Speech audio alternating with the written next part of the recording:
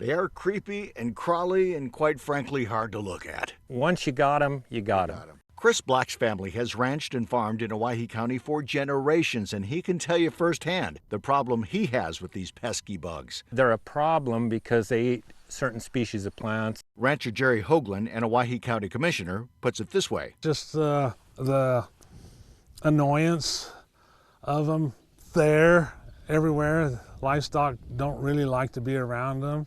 They get in the water and probably the smell and the taste of the water, they don't like that. Ranchers will tell you, once you get Mormon crickets, you'll always have Mormon crickets because they travel in herds, literally across this land in southwest Idaho every year.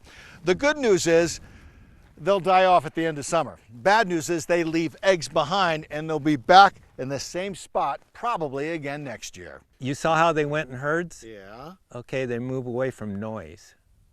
So I gave the kids bells and noisemakers, and we headed them over the hill this way, and at that time we had a piece of private ground over the hill here.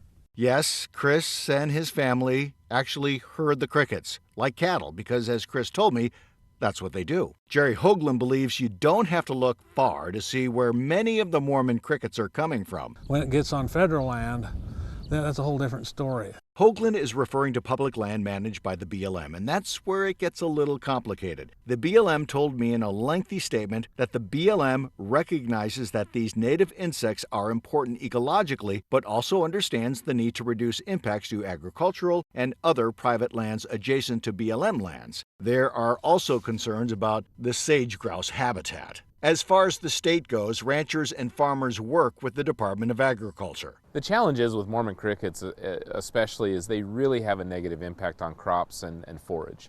They love to eat grass, they love to eat crops, so the impact they have on those agricultural lands can be significant. So it seems the Mormon crickets are not going away anytime soon. So if you have the pleasure and you come across them, just make a little noise and keep going.